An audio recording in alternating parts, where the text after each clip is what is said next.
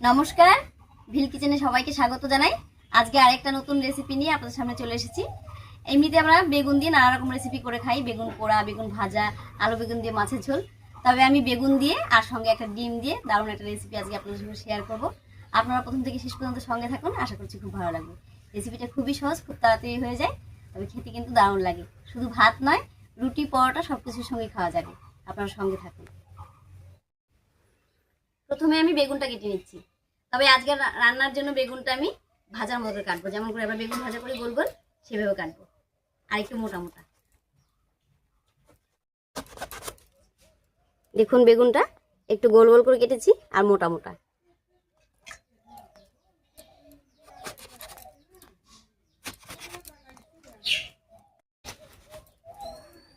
বেগুনটা কেটে নিয়েছি, এবার পরিষ্কার করে ধুয়ে নিচ্ছি। ধুয়ে একেবারে জল ঝরিয়ে নেব।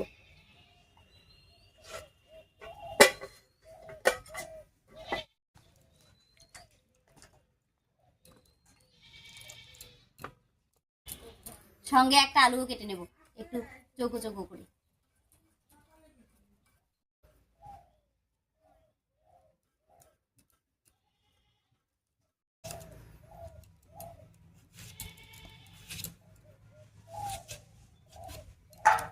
আলুটা দেখুন এরকম চৌকো করে কেটে নিয়েছি।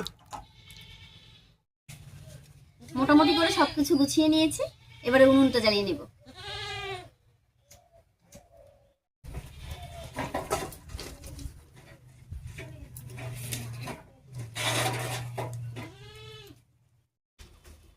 উনুন জ্বালিয়ে কড়াই বসিয়ে দিয়েছি।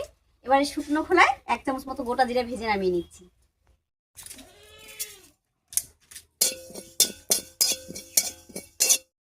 জিরাটা ভাজা হয়ে গেছে, একবার শিলনোড়ায় নামিয়ে নিচ্ছি।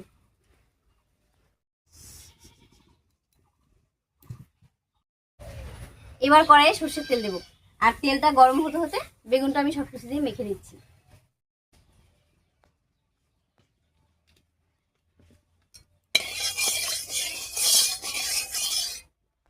বেগুনের উপরে প্রথমে দিয়ে দিচ্ছি স্বাদ মতো লবণ, দিয়ে দেব পরিমাণ মতো হলুদ, এর উপরে দিয়ে দিচ্ছি 1/2 চামচ মতো লঙ্কার গুঁড়ো।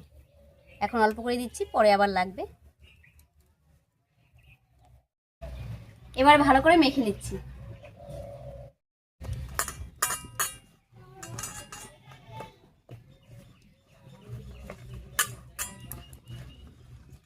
বেগুনটা মাখানোর পর বেশিক্ষণ রাখবো না, একবার তেলের মধ্যে ছেড়ে দেবো। বেশিক্ষণ মাখিয়ে রাখলে বেগুন থেকে জল বেরোবে। বেগুনটা ভালো করে মেখে নিয়েছি, একবার ভেজে নেব। বেগুন এইভাবে মেখে বেশিক্ষণ রেখে দিলে জল বেরোবে, তাই সঙ্গে সঙ্গে ভেজে নিচ্ছি।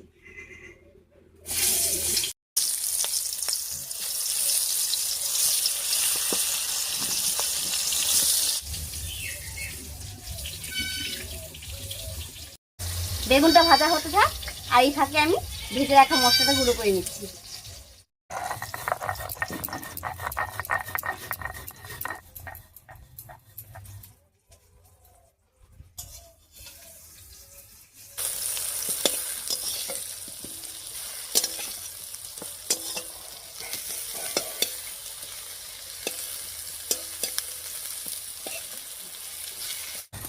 জিরাটা গুঁড়ো করা হয়ে গেছে, একবার নামিয়ে নিচ্ছি।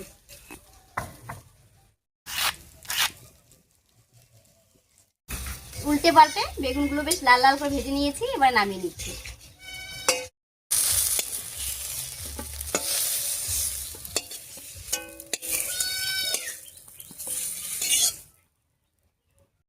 এবার বেগুন ভাজার যে তেল রয়ে গেছে কড়াইয়ের মধ্যে, তার উপরে দিয়ে দিচ্ছি একটুখানি আদা, আমি চাক চাক করে কেটে নিয়েছি, কয়েক কোয়া রসুন, কাঁচা লঙ্কা আর টমেটো।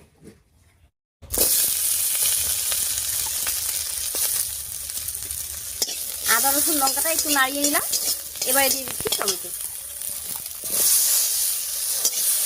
আর টমেটোর উপরে একবার একটুখানি লবণ দিয়ে দিচ্ছি, এতে করে টমেটোটা খুব তাড়াতাড়ি নরম হয়ে যাবে। লবণ দিয়ে মিশিয়ে নিয়েছি, এবার একটু ঢাকা দেবো। আর ঢাকা দিলে সব কিছু ভাজা হবে আর সেদ্ধ হয়ে যাবে তাড়াতাড়ি। আর প্রতিদিনকার রান্নাটা যদি একটু ঘুরিয়ে ফিরিয়ে রান্না করা যায়, তাহলে কিন্তু খেতেও ভালো লাগে, আর যাদেরকে খেতে দেওয়া হয় তারাও কিন্তু খেতে পছন্দ করে।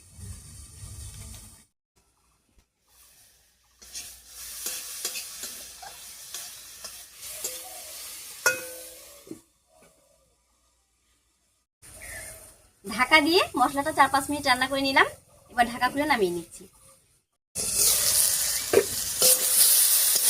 মশলাটা ভাজা হয়ে অনেকটা নরম হয়ে গেছে, এবার নামিয়ে নিচ্ছি।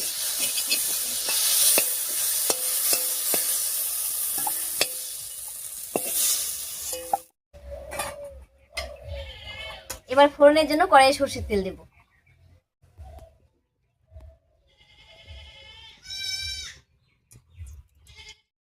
তেল গরম হয়ে গেছে, এবারে ফোড়ন দেব। আর ফোড়ন দেব গোটা গরম মশলা, গোটা জিরা আর একটা শুকনো লঙ্কা দিয়ে। ফোড়নটা কয়েক সেকেন্ড ভাজা হয়ে গেছে, এবার এর মধ্যে দিয়ে দিচ্ছি পেঁয়াজ কুচি।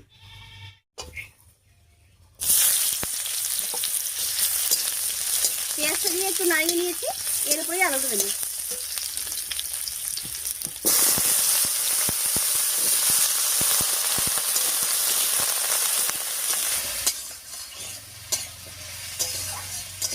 পেঁয়াজের সঙ্গে আলুটা নাড়িয়ে নিয়েছি, এবার স্বাদ মতো লবণ হলুদ দেবো। আর লবণটা একটু বুঝিয়ে দিতে হবে, কারণ টমেটোর মধ্যে দেওয়া আছে, বেগুনের মধ্যে দেওয়া আছে, তাই একটু অল্প করে দেবো। দিয়ে দিচ্ছি লবণ একটুখানি, আর দেবো স্বাদ মতো একটুখানি হলুদ। এবার ঢাকা দিয়ে আলুটাকে কিছুক্ষণ রান্না হতে দেবো।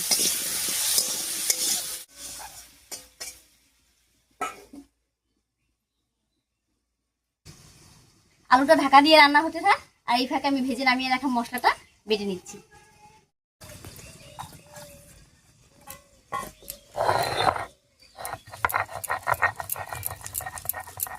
মশলাটা ভেজে নিয়েছিলাম, দেখুন বাটতে কত সুবিধা হলো। এক বাটা দিতেই মনে হচ্ছে যে একেবারে প্লেন হয়ে গেছে।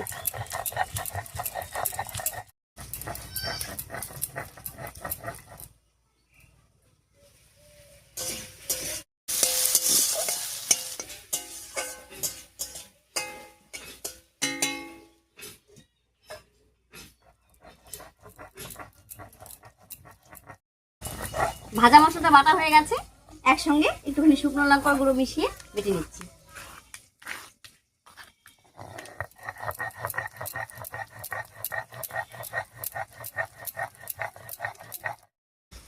মশলাটা বাটা হয়ে গেছে, একবার নামিয়ে নিচ্ছি।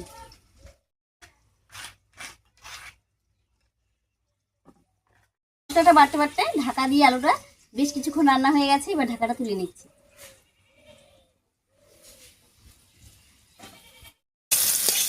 আলু আর পেঁয়াজ খুব সুন্দর ভাজা হয়ে গেছে, এবারে বাটা মশলাটা এর মধ্যে দিয়ে দিচ্ছি।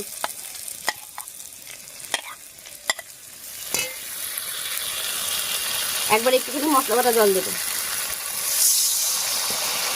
এবার খুব সুন্দর করে আলু থেকে মশলাটাকে কষিয়ে নেব। মশলা বাটা জলের সঙ্গে সবকিছু খুব ভালো করে মিশিয়ে নিয়েছি, এবার ঢাকা দিয়ে মশলাটা কষিয়ে নেব আলুর সঙ্গে। আর যে কোনো রান্নায় কিন্তু একটু কষিয়ে মজিয়ে রান্না করলে খেতেও ভালো লাগে আর দেখতেও ভালো হয়। ঢাকা দিয়ে 4-5 মিনিট মতো মশলাটা কষিয়ে নিয়েছি আলুর সঙ্গে, মাঝে মাঝে ঢাকা খুলে একটু নাড়িয়ে দিয়েছিলাম।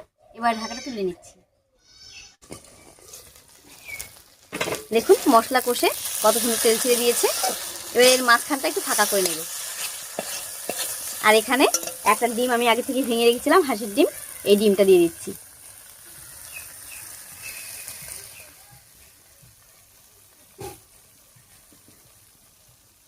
ডিমটা দিয়েই আমি নাড়াচাড়া করিনি, একটু জমে যাক তারপর আমি নাড়িয়ে দিচ্ছি। ডিমটা দেখুন হালকা জমে গেছে, এবারে নাড়িয়ে দিচ্ছি।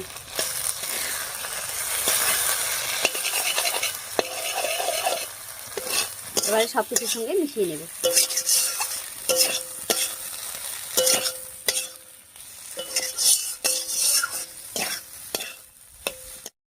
ডিমটা দিয়ে আলু আর মশলার সঙ্গে খুব সুন্দর করে মিশিয়ে নিয়েছি, এবারে ঝোলের জন্য জল দেবো। আর এরকম একটা ডিম দিয়ে বেগুন একবার রান্না করে দেখবেন, দারুণ লাগে খেতে।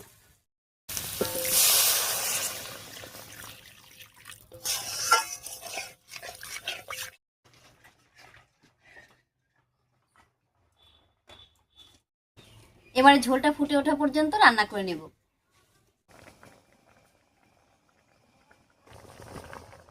ঝোলটা ফুটে গেছে, এবারে ভেজে রাখা বেগুনগুলো দেব।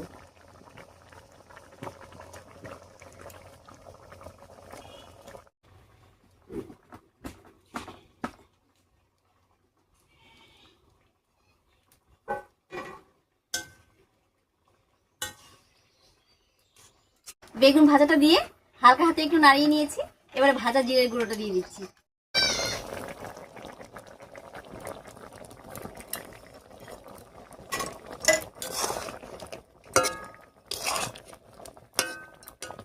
একটু মিশিয়ে নিলাম।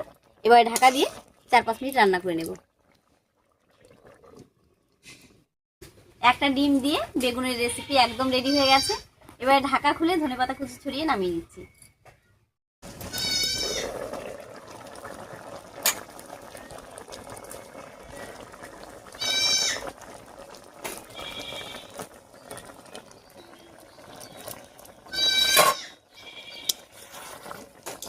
হালকা হাতে একটু নাড়িয়ে নিলাম, বেশি নাড়ালে বেগুনগুলো ভেঙে যেতে পারে।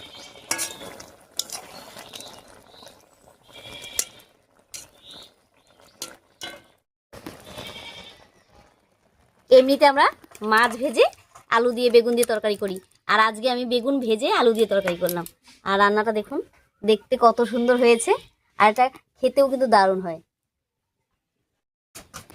এই রেসিপিটা শুধু ভাত নয়, রুটি, পরোটা, এমনকি মুড়ির সঙ্গেও খাওয়া যাবে।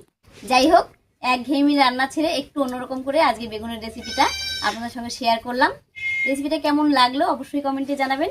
যদি ভালো লাগে একটা লাইক করে দেবেন এবং চ্যানেলটিকে সাবস্ক্রাইব করে এভাবে আমাদের পাশে থাকবেন।